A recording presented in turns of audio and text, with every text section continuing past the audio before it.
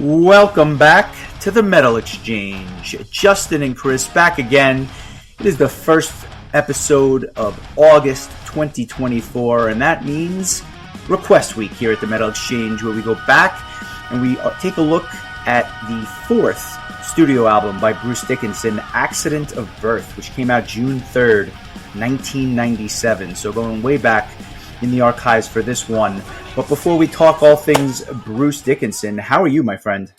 Great. I had a lovely time listening to this album, of which I knew exactly no songs going in, and it was quite the education. So I'm excited to talk about this, and I appreciate our friend Chris for making the request.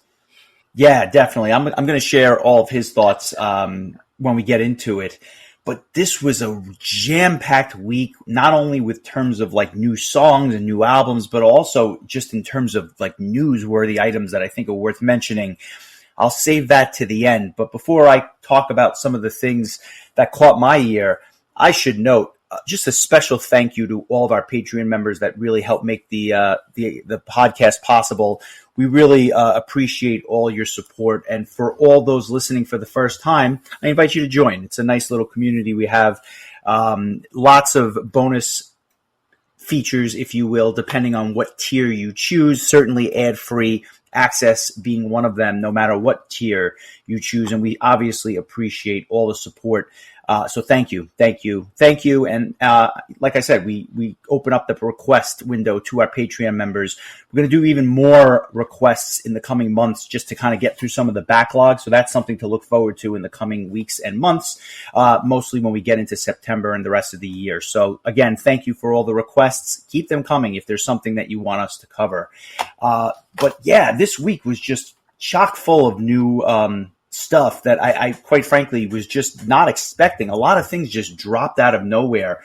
Today, for example, the new Arch Enemy single Dream Stealer came out. It was just a complete surprise. I think it was like one of those things where they dropped it, no warning, nothing, and it was just there on YouTube and other outlets as well. And it's kind of amazing what they've been able to do in such a, I don't want to say a short time, but like the video's been out for 8 hours. It's got 94,000 views already. I mean, this band has just absolutely blown up.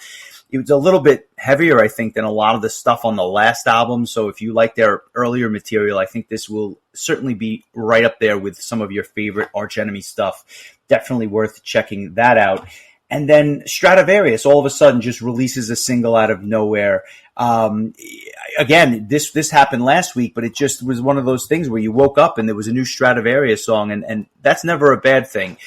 I don't know if this was a B-side from their last album, but the song was called Heroes, if I'm not mistaken, and it just fit in perfectly with the last album, which I thought was very, very good. Did you have a chance to check this one out? Yeah, very good stuff. Nothing unexpected, but this was apparently a vinyl-only track from their most recent album, and so only those who purchased it on vinyl had access to it. It was not available digitally until last week when it dropped. But yeah, this is a really good tune. You gotta love Stradivarius, where even their stuff that doesn't make the album proper is still better than a lot of bands, A-list material. Oh, no doubt about it. And like I said, it was nothing groundbreaking, but it was just more of the same good stuff from them. Something that was new to my ears for sure was a album that I checked out, and I was about halfway through the album, and I was like, wow, this is really, really enjoyable. So I finished the rest of the album, and I sent a message to our mutual friend Justin, because he is our resident Scar Symmetry fan. And I said, as our resident Scar Symmetry fan, I strongly, strongly recommend that you check out the new album by Orpheus Omega. They are an Australian melodic death metal band. And needless to say, I got very, very strong Scar Symmetry vibes on this new album. It's called Ember Glow. It came out just last week. Really strong stuff. Keyboard laden, very melodic. I thought the cleans were very accessible and the growls were very, very well done. This is an album I will be going back to repeatedly over the next 4 or 5 months as we kind of work through the rest of the albums for this year, but I will post one of their tracks. This is something that people definitely need to hear. And given his reaction, if his reaction is like most, I think people are really going to enjoy this stuff. Nice. I'll have to check that out myself, as I am a fan of that particular style. Yeah, I think you'll definitely like it as well. And then you brought something to my attention, which was completely, well, I shouldn't say completely out of left field. I will say that I was surprised that the music had dropped about a month ago, because I was just not expecting it. The band used to be called Athena, and they were out of Italy. This album, or this incarnation of the band, is Athena XIX, so I don't know if that's Athena 19 or what, but the reality is this is an Italian power metal band, and this is where Fabio Leone got his early chops in, if you will. This was they had released some stuff in the 90s. It's been 20 years, and they're finally back with a new song called The Conscious of Everything, and this will be part, I believe, of a new album that is coming out, potentially by the same name, but I that is to be determined. But yeah, new music from Athena, which is just really pleasant, and I think you had a chance to check this one out as well. I'm curious on your thoughts, because again, I know you're a Fabio fanboy in many ways, and I don't blame you, but like, what did you think of this? Because it's a different style than the Rhapsody or the Anger that he's doing now. I liked it. I thought it was good. I'm not super familiar with the Athena albums that he was on previously. So when I saw this come up, I can't even remember what it was I was actually looking for. And I just came across this, and I did think that you would find it interesting. It has a little bit more of kind of a proggy edge to it. Yeah. But with like a tinge of industrial as well, I think. Yeah, it's really solid. I recommend it. If you're a fan of Fabio, give it a listen. Fabio has a way of just morphing into whatever music that they put in front of him. So he always does a great job. If you like his vocals, I know there are people who do not. That said, I like this, and I look forward to hearing more from this, the rebirth of Athena, or Athena 19, if you will. Thank you, Vince McMahon, also for helping me learn my Roman numerals at a young age. Yeah, I mean, if it wasn't for WrestleMania, none of us would know anything about Roman numerals, so kudos to him on that. But yeah, it's worth checking out. I'll make a point to post that this week as well. And I think we should get to the matter at hand, shall we? It's Bruce Dickinson week, as I mentioned. It's by request. This is his fourth studio album, Accident of Birth. It came out in June of '97, and I say that because, at least for me, this was right before I became a massive Iron Maiden fanboy. I literally started listening to them in mid to late '98 when I picked up Live After Death, and became just an absolute super fan of this band. 98, 99, that area was just transformative in many ways. And I kind of got on the bandwagon a little bit later than most, I guess, who obviously had been listening for quite some time. But at the same time, I was, 16 years old, 17 years old. And so for me, it was just like nothing. It was like Halloween, but just in that new wave of British heavy metal style. And I couldn't get enough of it at the time. And I say that because when kind of looking back at his solo career, this album kind of went over my radar, like under the radar for me. And I say that because I really got into his solo stuff with the next release, The Chemical Wedding, which would come out a year later. And that's something I know we will talk about at some point in the future. But I never took the time to really do a deep dive into some of the older albums. I had listened to them all, but I don't know that I spent a lot of time with all of them. So I didn't have much of a recollection of this particular album, although many consider it one of, if not his best solo album. Obviously up for debate, but he's had a bunch of them now. I think it's, all told, I think he's got 7 of them with the new one this year. But yeah, it's an interesting album in many ways, if for no other reason than it took me a long time this week to get into it. And I'm surprised by that because there was nothing abrasive or harsh about it. It just took a while to click. And I don't know if I was expecting something different or if I was just not in the right headspace for it. But it really, I think by the fifth listen, I'm like, oh yeah, now I can start to see why this is so heralded. But for those first 3 or 4 listens, I was like, it's fine. It just didn't grab me. And then all of a sudden it kind of hit me over the head because I really started enjoying it. So I think I probably listened to this thing 7 or 8 times over the course of the last week. Nice. Yeah, I listened to it a lot too. I think I listened to it 6 times. I think like the first couple of times I was listening to it because it was my job, and then the last few listens were like because I really wanted to hear it again, and because we pushed our recording ahead a day or back a day, whatever you want to say. I got to listen to it one additional time today. I also was able to. I didn't initially have the extra track, The Ghost of Cain, so I downloaded that off of iTunes and I stuck that in. Where it falls on one of the editions towards the end in between Welcome to the Pit and Omega. So I'm prepared to talk about that track as well, although it's not on all versions of it. This was really like my first deep dive into any Bruce solo material outside of the most recent album, which I listened to when it came out.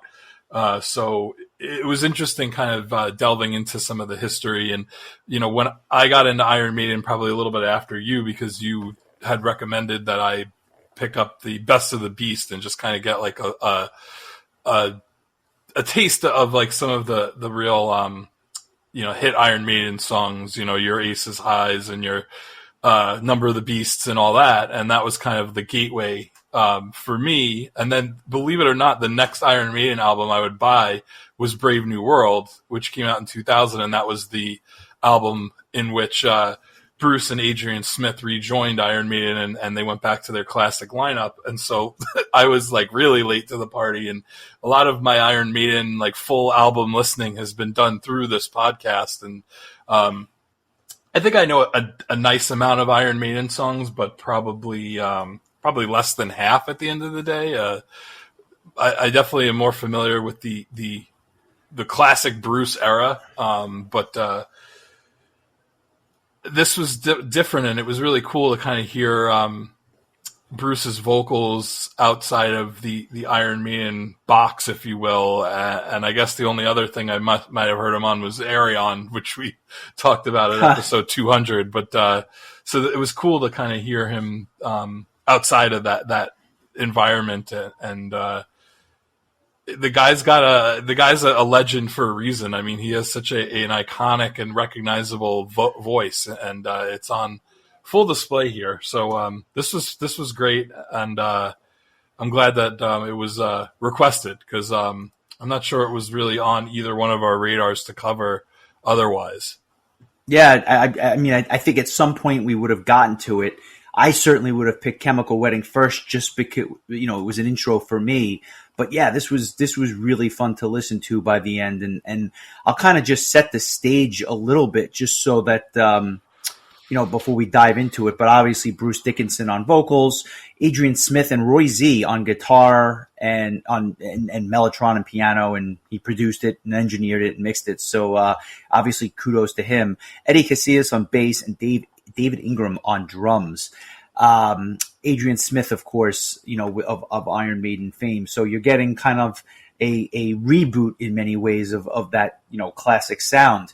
I will say this. I think Chris Calabrese, who made the request, really sets the stage here exceptionally nicely. So if you'll indulge me, I just want to read a bit of what he had to say, because I think it kind of really will just give us a launching point into kind of talking about this thing. He says, so in the mid to late 90s, my religion was basically Iron Maiden, but at that point in time, Bruce had already left the band.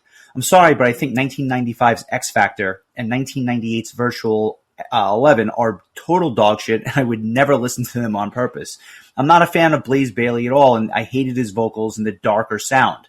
In my opinion, Steve Harris really ruined Iron Maiden during those years, and he's so lucky he got Bruce and Adrian back for Brave New World. As an aside, that is an album that I am very much looking forward to covering. I love that album, but I digress. Some Maiden fans love the two Blaze albums, but really, except for the Klansman with Bruce on vocals, I want nothing to do with those two releases.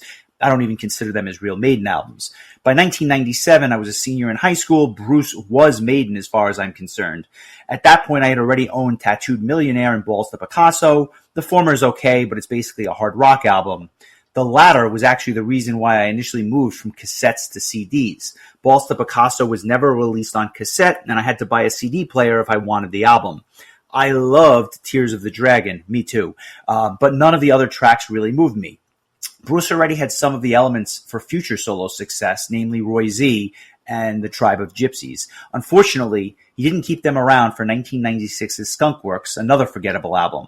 Because of all this, I was actually not a big fan of Bruce's solo material at that point, but that all would change. Bruce was releasing a new album with Roy Z and the Tribe of Gypsies, produced by Roy Z himself, with the addition of Adrian Smith on guitar. The new album was Accident of Birth. I always felt the loss of Adrian Smith after Seventh Son of a Seventh Son hurt the band almost as bad as Bruce's departure 2 albums later. In my opinion, he is the best guitarist Maiden never had, and also brought a songwriting element. Janek Jeers was a step down from Adrian Smith, and I will always consider Adrian Smith the Izzy Stradlin of Iron Maiden, with a Guns N' Roses reference for you. A key element that is tied to the band's success. And so when I found out that he was going to be on this album, I had a lot of hope. I picked up Accident of Birth the day it came out, and I immediately loved it. It was heavy and consistent and with fantastic songwriting. It sounded nothing like Maiden, but was leaps and bounds ahead of the first 3 Bruce records. The 2 lead guitarists, both of whom had a history with Bruce, and one of them was a producer of the album, as I mentioned. That was the correct formula that would continue on his follow-up releases, Chemical Wedding and Tyranny of Souls, 2 albums that I also hold in high regard. Sometimes I like Chemical Wedding better than Accident of Birth, but I had to pick Accident for you guys to cover because it was the first album of this era of Bruce solo material. And as I sit here listening to it in 2024, as I write this email, it still sounds as fresh as it did the day it came out. This was one of my 10 most listened to albums for about a decade, and I still listen to it often. He then gets into the tracks themselves and basically says that some of his favorites back in the day were Road to Hell, Dark Side of Aquarius, and Freak, as well as the title track. I think I listened to Road to Hell too many times because I often skip it now.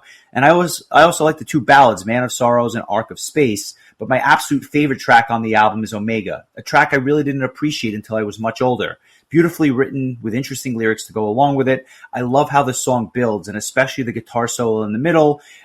He also says that the love for the track Ghost of Cain was one of those things that he listened to on Spotify because, it was a bonus track, kind of like you mentioned earlier, Chris. Thanks for indulging me, and thanks for covering this classic metal album. I look forward to hearing your thoughts. The album is probably a 10 for me, and I really can't come up with anything bad to say about it other than it's still one of my go-to metal albums. So very poignant words from Chris. And I guess I will turn it over to you before we start. Did you have the same reaction in that by the end of this was a transformative release for you? Because obviously, I think when we talk about certain albums, there's a nostalgia pop, which I think that even Chris would admit there's probably a bit of a nostalgia pop here for him. But did you have that, did it impact you quite the same way, as you've now listened to it a half dozen times? Probably not like that. I mean, that was, that was like a love letter in a lot of ways.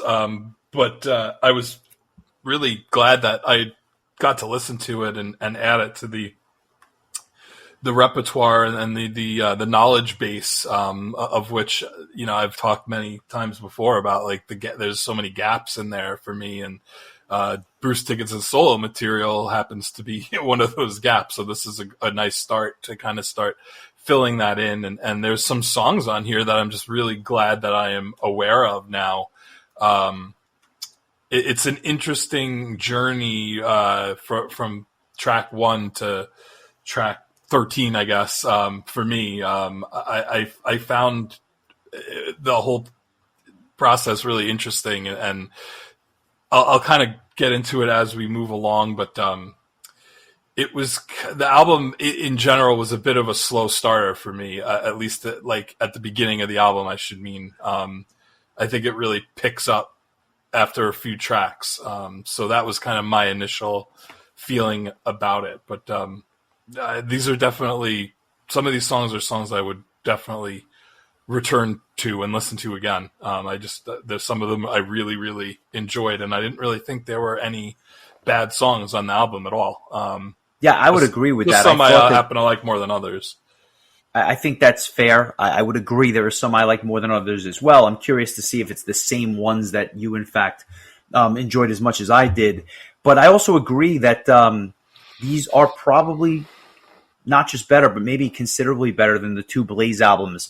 I'm not as much of a critic of those albums as Chris is. I think that there are some good songs, but overall, this was a more solid release from beginning to end, especially again by that sixth and seventh listen. I really started to appreciate some of the nuances here.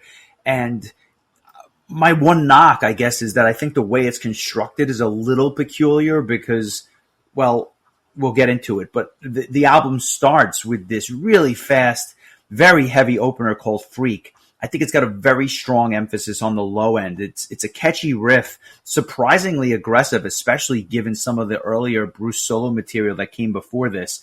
It reminds me in many ways of some of the stuff that you would hear on Halford's solo album Resurrection, which would come out but a few years later.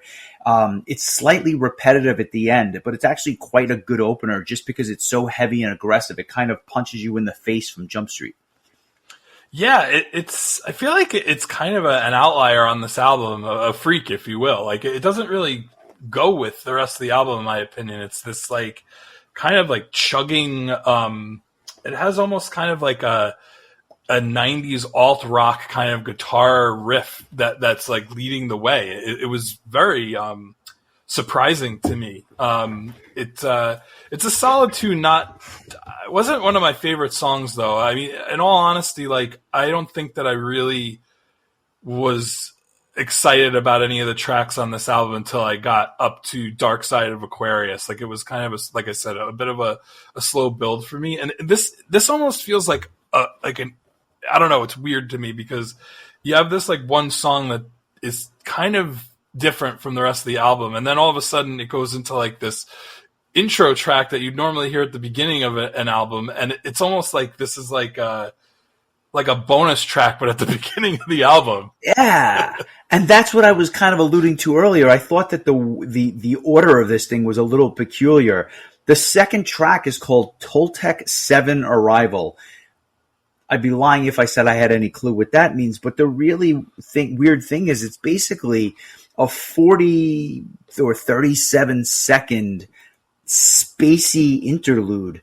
It's like, here, I melted your face off with the first track. Let's calm down with this interlude track. But I thought it was just very, very sudden and very soon for a track like this. But it actually reminded me very much of Voyager's first album with some of the spacey effects they were doing. So it's cool. And the irony is they actually kind of use this as the intro track to their live. Bruce did some solo shows this year. This was the intro track, and then he goes into the first song. So still a staple, I guess, in many ways of the Bruce set list, but just a kind of a quirky tune to put second. And then you go into Star Children, which is completely different than Freak. It's an appropriate follow-up. It just, I don't know, there's like a continuity thing here. I love the riffs during the verses on Star Children. The bass lines, though, are what really jump out to me. They just kind of pop throughout this whole thing. Chorus is a little bit too cheesy, but not so over the top that you can't get past it. And Bruce just sounds so good during the bridge on this song where he kind of goes into some of those high notes. An interesting tune. Not my favorite, but very solid. Yeah, it's good. It's a good tune. It's definitely, more of a mid-tempo song after that real like chugging, fast-paced intro or first track, I should say. And yeah, that little like intro track to the song really, I think, kind of sets the table for this kind of spacey themed type song. But I thought it was just like a good song. I didn't think it was a great song. Agreed. Yeah, like it's solid. It's a solid tune. Where the album takes off for me is a little sooner than it does for you. I know you had mentioned Dark Side of Aquarius earlier. I actually love Taking the Queen, which is the next track. It starts with a lot slower pace and with an acoustic guitar, which maybe I'm just a sucker for that kind of an intro. But it starts off kind of benign almost morose until you get into the very big chorus. And then by the second verse, there are like these noticeable chunky bass lines and these really kind of endearing vocals. And the heavier chorus actually is very reminiscent of some of the Maiden albums that they've been doing over the last 20 years since the band got back together. But what really kind of sold me on this song was the instrumental section. I thought it was very engrossing, and the solo just kind of yells out to you in many ways. It's a song that as you kind of listen to it, it gets better and better as you go along. And it's not a particularly long song. It's only 4 minutes and 49 seconds, not even one of the longest on the album. But the end of this song really kind of rocks and calls out to me. So not my song of the week, but was up there as a candidate for song of the week for me. I actually really like this one. Nice. Yeah, it's definitely my favorite song up to this point. It gave me serious Iron Maiden vibes, especially like how it kind of starts out with just the acoustic guitar and Bruce's kind of like quiet voice, and then it kind of kicks into a more traditional metal song. It's also a kind of a mid-tempo tune, but I definitely agree with you that like the solos are really good. It's a really solid tune. I guess I probably should have given it more credit when I said that the album didn't start for me until the next track, because this is a really good song as well. I kind of spaced on that one a little bit, but I definitely think the next track is even better. Well, before we get into the epic Dark Side of Aquarius, did you? I don't know. I guess I'll ask it this way. As you're kind of going through this, was taking the Queen like in the same vein for you as those first couple of tracks, or was it kind of more of the same for you, or is it? I guess what I'm saying is, I'll say it this way: the first three songs to me all sound so completely different, like the first three proper tracks, that I found it kind of engrossing, because I love when bands don't do the same formula 12 times in a row. Yeah, and I do too. I just happen to not love the songs as much as what would follow, and I think that Taking the Queen is kind of where I think the album starts to take off a little bit. Sure. Not that I don't care. Like, it doesn't bother me that the songs sound different. I just didn't think that they were as good as what follows. I think that like from Taking the Queen pretty much all the way to the end, I think that the album is very, very strong.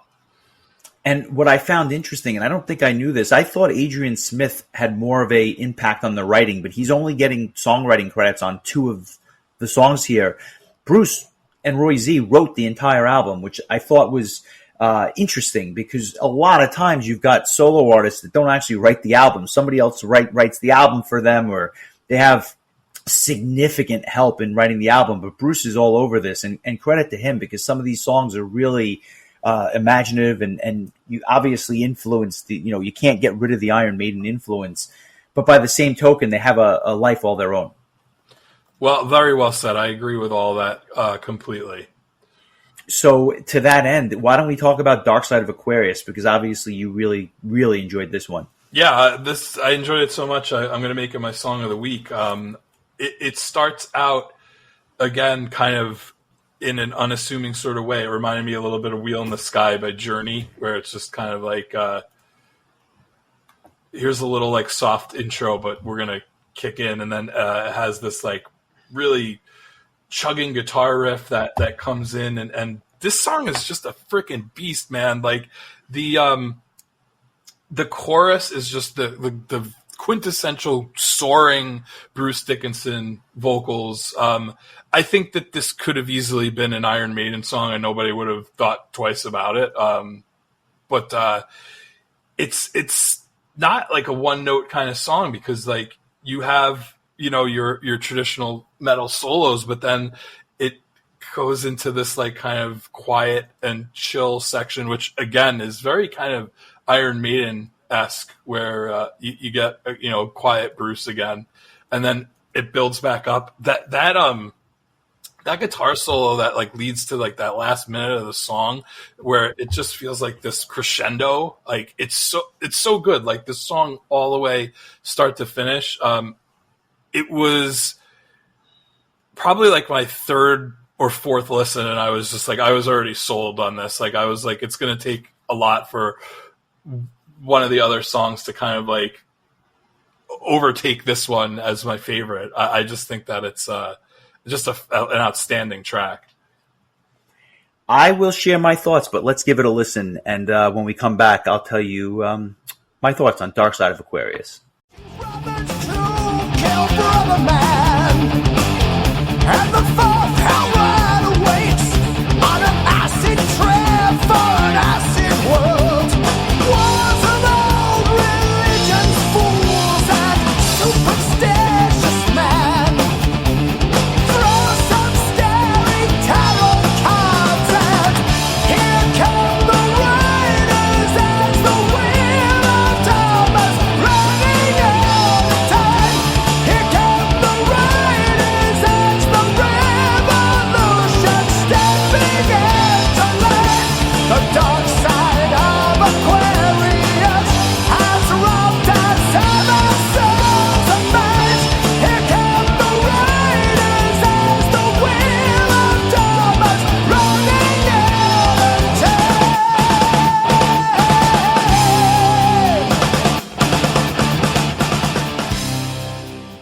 Dark Side of Aquarius is a good choice. I have a bit of a love-hate relationship, and I don't actually hate it. But it was one of those things where there were times this week where I listened to it, and I'm like, it's a good song. And then there were other times where it was nearly my song of the week as well. It really was depending on my mood. But when it hit, it really hit. And I agree with you completely. That is one hell of a chorus. So strong, and it really kind of shines through. I think it's fair to say we are both a sucker for a good chorus, and this provides that. There's this drum breakdown in different points, which really has that new wave of British heavy metal vibe, and I'm all for that as well. This one ends really, really strong, and as I said, it's kind of the epic track on the album. It clocks in at 6 minutes and 42 seconds. It's the longest song on the album, and I think you needed a track to end well when it's of this length, and this one certainly does. So good choice, I have to say. And in many ways, it provides a lot of contrast to Road to Hell, the next track, which in many ways, I guess, is the big single from the album. And I say that because to this day, they play Road to Hell during his live shows. And in many ways, it's closed, or I should say, it's also closed some of the live sets. So it's notorious for being one of those tunes. I listen to a lot of my music on Plex, which is a server that I'm able to kind of bring my music everywhere as long as I have it on my computer. And I say that because when you're listening to music on Plex, they put a little fire icon next to certain tracks, and it's usually the most popular tracks from a particular album.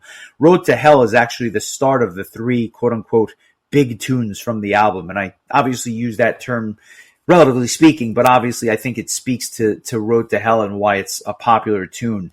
It's another banger, much more upbeat and rather pleasant given the title of the track. It's really not an abrasive song at all. That vintage Iron Maiden gallop, I think, is on full display. Very energetic, another catchy chorus. I love the guitar work. Not my favorite song at all, but certainly you're really starting to pick up steam at this point. Yeah, I love the bridge on this song before it hits that chorus. It's just it really makes you kind of appreciate that Bruce Dickinson probably wrote his own vocal lines in Iron Maiden, because it is very reminiscent of Iron Maiden. And just, again, like when he does those like just powerful high notes, it's just he does it with such authority. It's just so impressive. But this is just like I would say this is like the most fun song on the album, because you're right, it does have that Iron Maiden gallop, and it feels like an Iron Maiden song in a lot of ways. It's just I could see this being like a blast to hear live.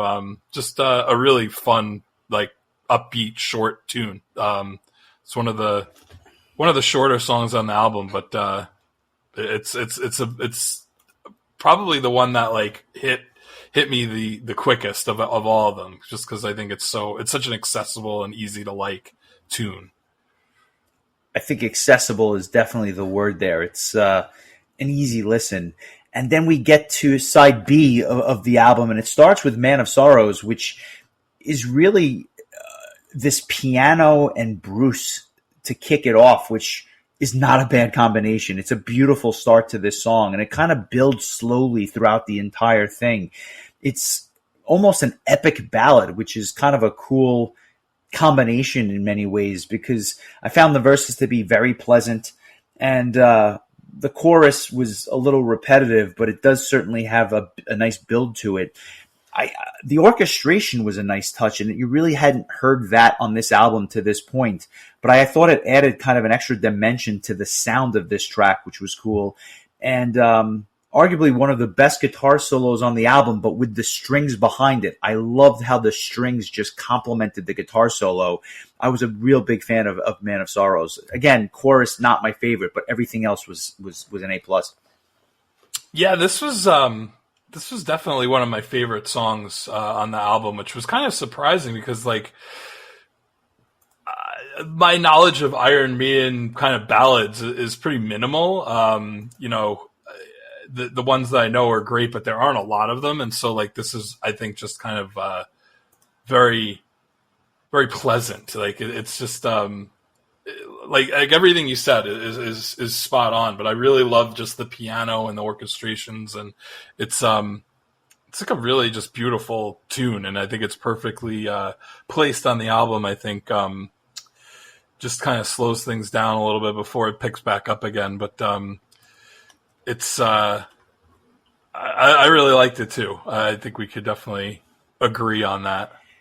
Did you think that the title track, the next tune, was one of the more enjoyable tracks? Because I'll just kind of put it out there. It was a Song of the Week candidate to me. I was really surprised at how much I actually enjoyed this tune. This was probably one of, if not the song that grew on me the most throughout the week.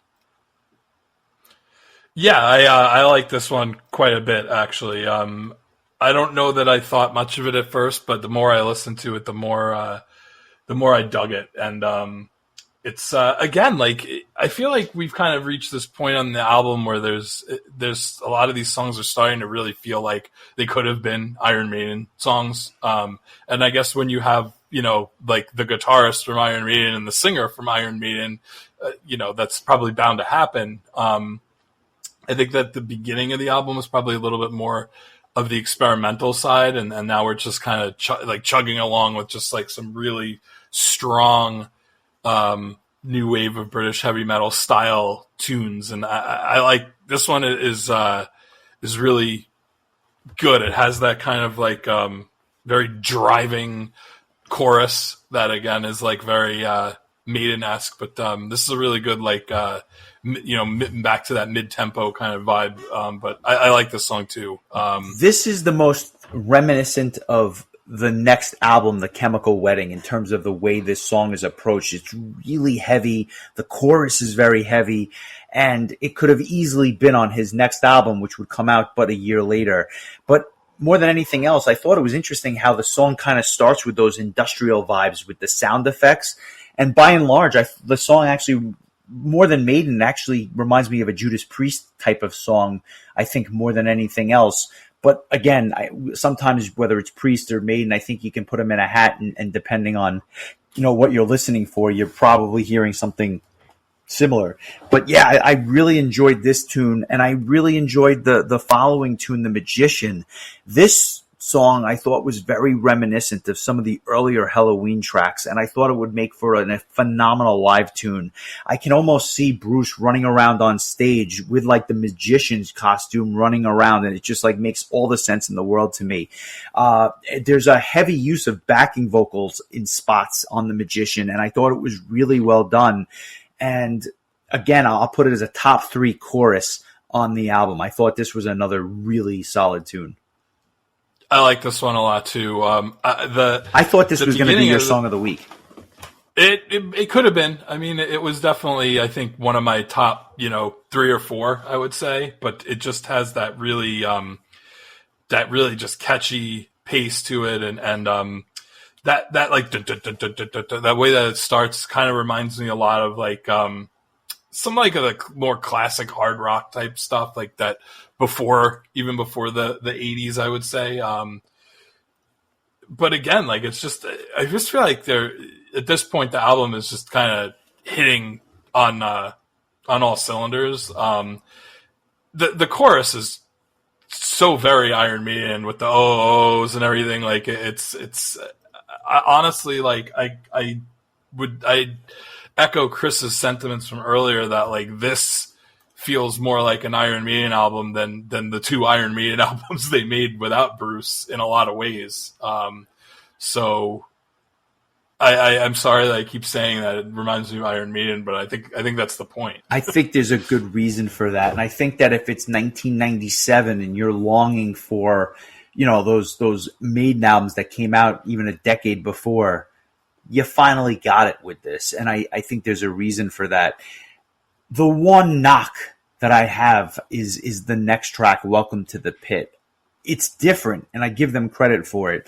This is a slower tune. It's, especially at the beginning, it's almost Doom-like. I actually hear some Candlemass riffage on this thing, which is kind of cool, but there's something about it that I just didn't love. I'd never found the song to be terribly remarkable. It's not bad. It's just not one of my favorites. And I think that part of the reason is it kept reminding me of that video game Pit Fighter, which by all accounts is like the worst Super Nintendo and Genesis game or whatever. I never had it. I think I played it once and I wanted to throw something at the television when I was 12. What are your thoughts on this song, and what are your thoughts on that game if you've ever had the pleasure of playing it? No, I never played it because it was always so poorly reviewed that I just never bothered. I was thinking more along the lines of the Nasty Boys, Welcome to the Pit Stop. But yeah, this is probably on my lower half, if not quarter, of tracks on the album. It's not a bad tune. It's just kind of, I think unremarkable was a good word that you used. It's just it's fine. I read a review that somebody wrote, and they had said that this was like the only like song they didn't really care for out of the whole album. It's all right. Did I write the review, or did somebody else write it? No. Just the streak of songs up to this point, though, from like Taking the Queen up to The Magician, was just like 6 really brilliant tunes in a row. So this one, I think, kind of the album kind of takes a little bit of a step back here, but I think that the last 3 songs really finish things off strongly. Do you want to talk about the Ghost of Cain now, or do you want to wait until the end as like a bonus track? No, we'll talk about it. Talk about it now. I placed it here on my playlist, and I think that it fits better here anyway. It apparently was I think it was both a B-side on the Accident of Birth single, and it was also provided as a bonus track on some pressings of the album on its initial release. So it wasn't like it was like they added it on re-releases in the future. I think the Japanese album that came out on May 14th actually had this track on it on this spot. So I'll talk about it now. I just think this is like a really good tune, and it's for what, is kind of like a quasi B-side, I guess. Like it's, whatever, bonus track, whatever you want to call it, but it's better than I think several of the songs on the album that I already mentioned that I wasn't a huge fan of. I was like kind of surprised. I was like, am I going to throw this? I've listened to the album like 3 or 4 times. Now I'm going to throw this track in here. Is it going to ruin the pacing and just the general vibe of the album? And I thought it actually added to it. It was just adding another strong tune. I'm not going to say it's my favorite song, but I thought it was a really solid tune for an extra track, and I liked it quite a bit. What about you?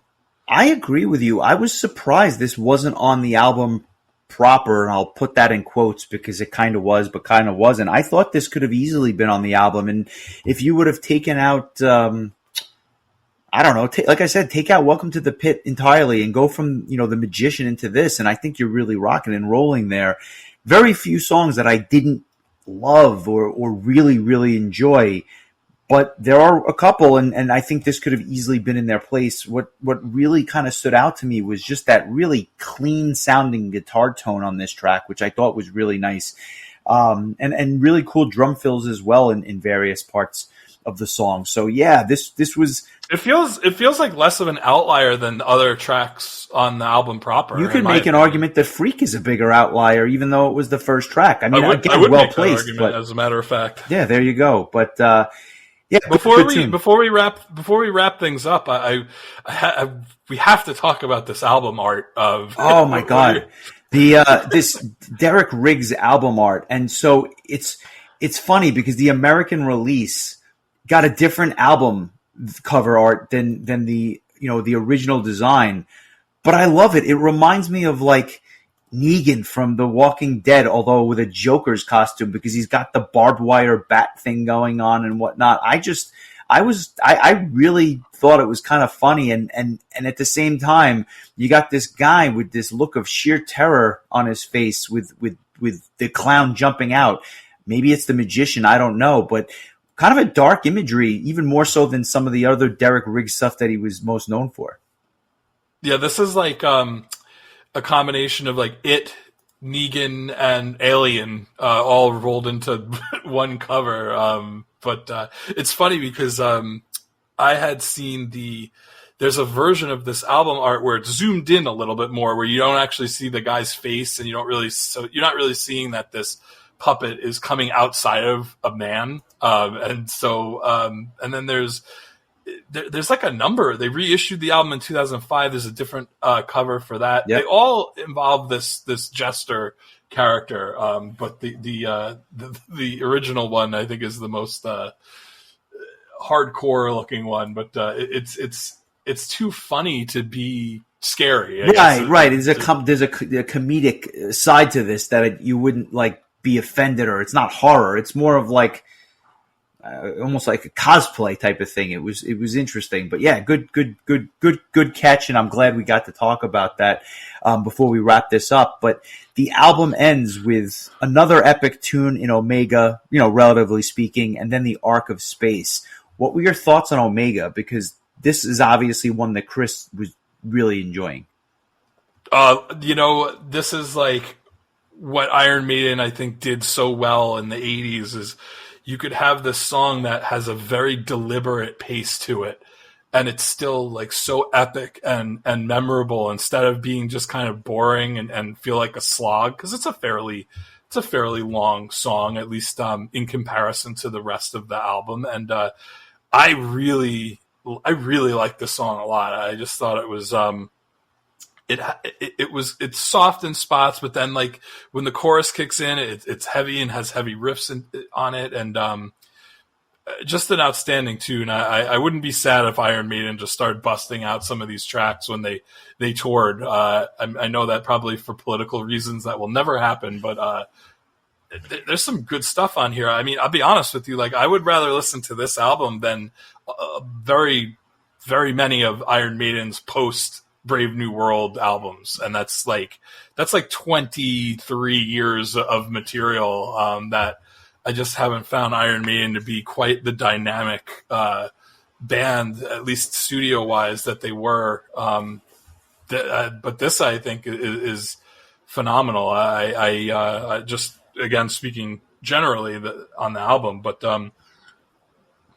this is another track. It's like, I wonder if the diehard Iron Maiden fans were really missing at least studio versions of Iron Maiden tracks with this album and the one that followed. I'm sure that people were clamoring for the band to play live together again, but I mean, I feel like this probably scratched the itch for a lot of the diehard fans. Yeah, if they were listening. I mean, at the end of the day, at this time, Iron Maiden was going from arenas to playing like really large clubs, but 3,000-4,000 people, at least here in New York, when as soon as they got back together with Brave New World, they were selling out MSG again in front of 18,000, 19,000 people. So they take they kind of took a hit. And Bruce never played huge rooms as a solo act.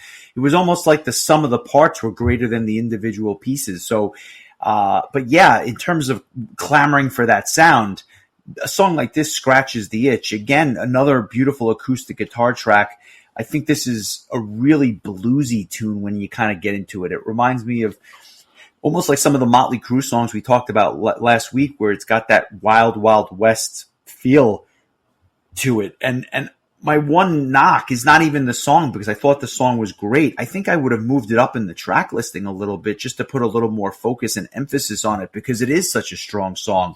It's interesting how about halfway through it actually gets pretty heavy, and by the time you get to the instrumental section, it really picks up steam with the dual guitar solos and everything else. Again, just a great tune, kind of buried on the back end. I would have pushed this thing up to the front half.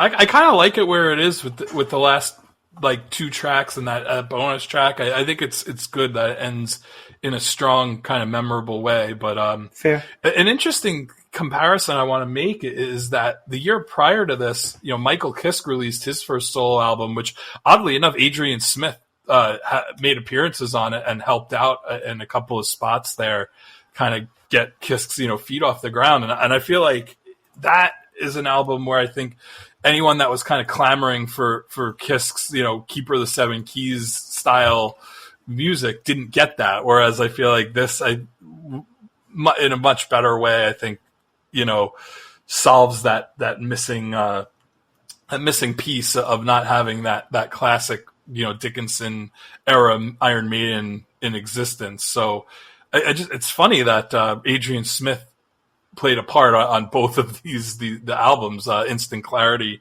from Michael Kiske in 1996, and then this one the following year. He's like the solo album whisperer. Yeah, that's funny, and it's funny because that Michael Kiske solo album sounds nothing like Halloween, so it was like very, very different for him. Whereas I feel like this is right in the bread and butter of not only what Iron Maiden was, but really what Iron Maiden would become in the 2000s. Yeah, very well put. There's a quote, but I'll read it when we get to the end. All right, great, and I look forward to it. But I think it's time for my song of the week, Arc of Space. I couldn't believe in many ways that I chose this, because the first 2 or 3 times I heard it, I didn't think anything of it. But by the time by that 4th or 5th listen, I kind of really took notice of this track, and by the last listen, it would become the song of the week because it just eclipsed everything else in terms of my enjoyment of it. Let's give it a listen, and then I'll come back and share my reasons why. This is Arc of Space.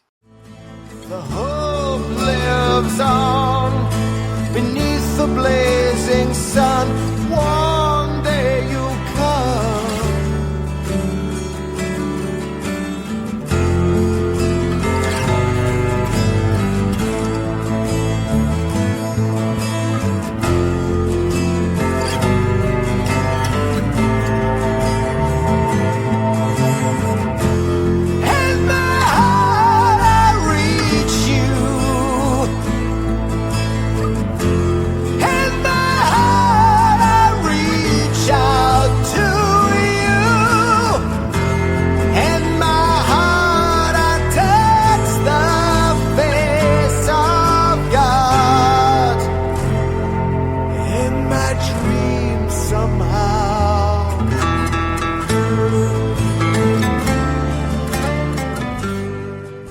So that's Arc of Space, and again, another beautiful, beautiful guitar passage at the outset with that acoustic guitar. I think that the verses are really solid, and I think that the blend here again of the guitars, the vocals, and the strings together, top notch. In many ways, it almost has a bit of an Angra feel, not so much in the sound, but just in the way that they construct this ballad. And then the guitar work, probably because of the acoustic nature, reminds me of Tor Asby from Conception, which is never a bad thing. Obviously, his work with Arc, he does a lot more of this style. But he's just really, really, really solid guitar work. And I just think in many ways it has a different feel from some of the stuff that had come before it. I thought it was just thoroughly enjoyable. And again, by the end, it became a track that I looked forward to so much that I figured let's end it with a bang and make it my song of the week. I couldn't imagine any other song ending this album. It's really a perfect.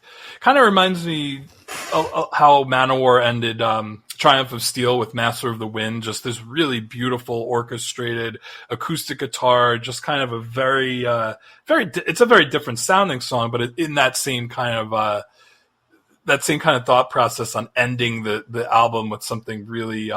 Like it's a very emotional sounding song, and it's one of my favorites on the album. So I'm glad that you chose it. It really shows. I think it shows Dickinson's range, both as a songwriter and a vocalist in a lot of ways. Just a really, really lovely tune. I like this one a lot as well, and I thought it was a great way. Kind of a rocky start to the album, but they really they stuck the landing, as the saying goes. Very apropos, given the Olympics are on. But I'll say this, yeah, or that the singer is a pilot. I mean, you go either way with that one. I'll give you credit. I thought this was interesting. Bruce was quoted as saying it was actually Roy that dragged me back into some semblance, because he called up and he said, "Listen, I've got some stuff." And it's like a metal record. And I wasn't thrilled, and I wasn't really sure that I had anything to offer. And then he played me some backing tracks he'd done for what was to become Accident of Birth on the phone. And I thought, there is something there. And credit to him, because they were back. This is a different record than those other Iron Maiden discs. And Chris touched upon this in what he said, but I just want to echo one of his sentiments. There are tunes earlier on in his solo discography that are amongst my favorite Bruce tunes, Tears of a Dragon being one of them. That is a unbelievable song, and maybe the best song that he's ever written for his solo band. But that being said, there is some real magic on this album. It just took me a while to recognize it. Well said. The first time I ever heard of Roy Z was when he was brought in to produce Halloween's Dark Ride album in 2000. I had not heard of him at that point, and he wouldn't produce another Halloween album after that. But I think that the reason he was brought on board was because I think they were looking for a different sound, and I think they definitely accomplished that. But I think because Roland and Uli, in a lot of ways, lost their jobs in the band because of that album. Maybe they didn't want to work with Roy again. And I think Charlie Bauerfiend ended up. He also co-produced Dark Ride, but he was the sole producer on the following album. So just a little bit of a Halloween tie-in. It might be a while before we get up to that Dark Ride album. We have a few albums to tackle in between, especially if you want to be a completist and talk about Metal Jukebox in between, Better Than Raw and the Dark Ride. But I digress back to Bruce. I am so glad I got to listen to this, even though there were a couple of songs that I didn't think were phenomenal. I think that the songs that were really great really led the way on this album, and for that reason, I gave it an 8.0. I just really liked it a lot. That is a good score. I gave it a 7.25. It's definitely above average for me, and I enjoyed it. And like I said, it took me a while to get there. I do think, and again, maybe it's a nostalgia thing, but I actually prefer the Chemical Wedding, or at least in my head I do. I haven't listened to it in so long. That's going to be a fun album to cover as well, just because there's a lot of heavy stuff on that record. And in many ways, it's kind of, this was the launching off point, and then it really goes into the stratosphere, at least for me, on that album. And I remember it so vividly, buying it and getting to listen to it, and I was just like, damn, this is so good. But again, a story certainly for another day. And again, shout out to Chris. Thank you for what's otherwise a really, not only an important album, but an album that I think helped us kind of fill in some of the gaps in our listening. For me, especially, and now, like, I'm so grateful to be aware of both of our songs of the week amongst others. Yeah, and we're not the only ones that gave it high praise. It was actually ranked the 338 best rock and metal album of all time, according to Rock Hard magazine. That was in 2005, so I don't know that it's still there, but still quite the testament given all the metal albums that had come out up until that point. And Martin Popoff said, quote, "an unabashed metal record produced smoothly and firmly," and added that, quote, "it would have made an intelligent and ironically daring maiden reunion record." I couldn't agree more. That was the quote I was going to read, but you beat me to it. Yeah, well, I had a feeling that might be, but I wanted to steal your thunder. No, but kidding aside, that quote is spot on, and I do agree with that completely. Yeah, no doubt. I think there was a lot of moments where this felt like what could have been, I guess, in a lot of ways. But nonetheless, we get to then enjoy the comeback was all the more sweeter just a couple of years later. I want to, before I listen to your choice for album for next week, which I'm very curious about, a lot of news. And I want to start with King Diamond, the band that we covered in the archives also by request. They're going out on tour with another Metal Exchange alum, Overkill. They're doing a full U.S. run of shows starting October 15th in San Antonio, Texas, playing shows all the way into December, the last show being December 6th when they're back in Texas, in Dallas. Really interesting run of shows here. I am really contemplating going to see this. They're going to be playing in New York, in Brooklyn at the King's Theater the day before Halloween, which is kind of a cool time to see them. And the King's Theater is not terribly far from my office. I feel like this would make for a really interesting show. Sounds good. I don't know if they're, I have to look and see if they're coming near here, although my understanding is that the tickets are fairly expensive. Yeah, I had heard that as well. I did not get a chance to grab tickets yet. I hope it has not sold out. But an interesting tour lineup nonetheless with those two bands. And then another band that's announced a run of shows is Avantasia. The, quote, Here Be Dragons album and subsequent tour starting in Europe in March of next year. Not sure how I feel about the name of the album, but needless to say, I'll be listening to it the day it comes out.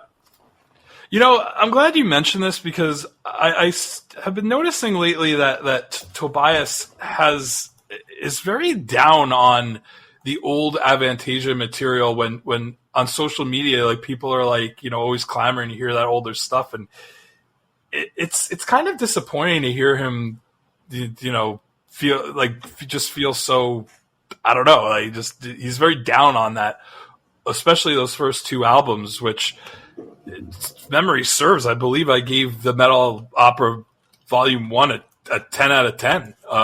We both did, as a matter of fact. So clearly we still like it. But I don't know. I guess musicians are funny that way. And I just, it's so weird to me that he was just, I think he had said like nobody would want to sit and hear all of Seven Angels. And I'm like, yeah, I disagree with that.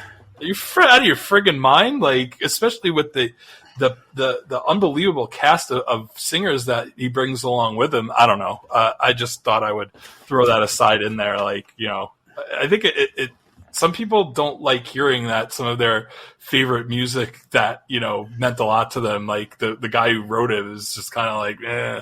It's how I feel about Camelot, considering they don't touch any of their older material. But, yeah, I vehemently disagree with that, but nonetheless, I will check out the new album, and if they come to the States, it's been a while. I'd like to see them again. And I just wanted to end with one other topic that's been very, very much talked about over the last week, and that's Gojira's performance at the opening ceremony of the Olympics. It looks like we've got the Satanic Panic Part 2, but I digress from that. Did you have a chance to see the performance, and if so, what did you think? I didn't. I saw some photos, but that was about it. I just haven't gotten around to it. I'll be honest. I definitely recommend checking it out. If for no other, I love that it's putting attention on heavy metal, though. That I think is a really great thing. I think somebody had posted like, hey, Super Bowl, you're next, or something like that. I mean, as much as I would love to see Iron Maiden perform at the Super Bowl, I have a feeling that it'll be a cold day in hell before that ever happens. On the road to hell, no less. But yeah, anyway, I'll just say this. It was a really cool performance. Nice to hear a band that I've gotten into in recent years on that kind of a stage. And I just wish them nothing but the best of success, because it was nice to see that on the world stage. I can only imagine. I just all the love that I was seeing on social media was like really heartwarming to see. Just like all the metal community be like, how cool is this? Like getting some representation on such a grand stage. Yeah, and next to Lady Gaga and Celine Dion, I mean, it doesn't get any bigger than that with 7 billion people watching you. And obviously I say that tongue in cheek, but it is such a world event, and for them to be front and center and just kind of melt people's faces off, kudos to them. So yeah, Gojira at the Olympics. Never did I think it would ever happen. Never did I ever think that I never thought about it. Wild times. Yeah, exactly. But that brings us to next week. What am I listening to? I feel like it's been a while since you've picked something. In full candor, I've got my album picked for the following week, so we're going to just roll right into it. But what am I listening to next week? Well, this one I think is going to come as a little bit of a surprise to you, just because of the timing of it. But this is a really important album for me, and so we need to.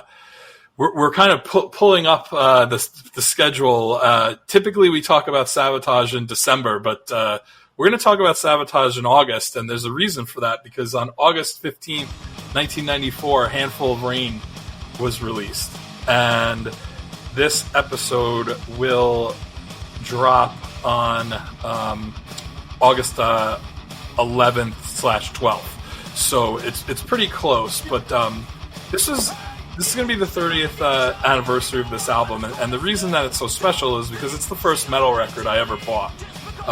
And so this is really kind of where it all starts. There was a time in my life where all I listened to was this CD and Ralph's mixtape that I mentioned 3 times, because it was really all I had. You could have picked the worst album than this, I'll be honest. Like, that's not a bad way to start. You're setting the bar kind of high. There's some really good stuff on this album. Yeah, and then there's going to be probably tons of stories to be told and all that, but I just feel like the timing is really perfect, because it's, again, another 30-year anniversary. It's a very weird time for the band, and we'll kind of get into all that. There's literally, if you go to the Wikipedia page for it, there's the credited lineup and the actual lineup. Two very different lineups, which we will get into. And a touring lineup that was different as well. So we'll get into all of that. But this is like a big deal, and I'm a little surprised we've gone this long without talking about it. But again, the timing is right. That's not to say I might not pick another Sabotage album in December, or just wait until next year. I haven't thought that far ahead, but I think this is going to be our first time talking about Sabotage outside of the month of December. So, a good choice for all the reasons you stated. I look forward to listening to it. Yet again, there are a handful, and I don't mean that as a pun, but there's a handful of tracks on this album which are amongst the most iconic songs, at least for me, of all time. And I don't say that lightly. I'm not going to say that every album, or every song I should say, is that good, but there are certainly 3 or 4 of them that are just beyond reproach. So it's going to be a fun discussion, and most certainly a fun listen. So thanks for that. There was a time in my life where I had to stop listening to this album. I had heard it so many times that I just needed to just not listen to it. Like, I just killed it. Like, I absolutely killed it. Has it come back for you at all, or no? Oh, absolutely. Like, absence making the heart grow fonder, I guess, yet again. Yeah, but there was definitely a period of time where I was just like, if I hear "Alone You Breathe" one more time, like, it's stop breathing and strangle someone. I hear you. Yeah, I needed a break. And when it's the only album you own, you kind of I remembered, like, as soon as the disc ended, I would just hit play and start it all over again. Like, because what the hell else was I going to do? So you put tape on, but short of that, there wasn't much. I agree with you, but yeah, good choice. Yeah. I look forward to it. Yeah, looking forward to it as well. It's we're definitely going to have to I guess, do a John album next. I feel like we're running out of Zach albums to talk about. Literally, I think there's only one left after this, and that's Wake of Magellan. So we have a lot of the older material as well as Poets and Madmen to get to. So Wake of Magellan's one I definitely am excited to talk about, but we may need to kind of fill in some of the John albums as well, especially. Well, yeah, we haven't talked about anything prior to Gutter Ballet, so lots of work in the Sabotage camp for sure. Yeah, basically Handful of Rain's going to fill in that space between Edge of Thorns and Dead Winter Dead, so that we pretty much have covered everything Sabotage from 1989 to 1995. So we're going to have to, cover the last bunch of albums and the first bunch of albums in time. But I look forward to this, and I know this is something that probably won't require a ton of sitting down and listening to. I don't think you're going to have to listen to this one 8 or 9 times like you did with Accent. This one's going to come back to me after about 38 seconds, I think, maybe even less. But kidding aside, was this your first Sabotage album as well, or no? Do you remember? I don't think it was my first. I think it was my second or third, but I need to give that some thought. So I will circle back to you on that next week. I have to kind of go back in my head, but the way I remember it is a little bit different. That doesn't mean I'm right, but that's just what I remember. So revisionist history be damned. I will get into all that next week. But good choice. In the way of a good story, right? That's exactly right. But thanks again to everyone. Please give us a like and a follow if you like what you hear, and we will come back next week with all things John Oliva and Zach Stevens very, very soon. So thanks again, and take care, bud. I look forward to chatting with you again real soon. Same here. Take care, buddy.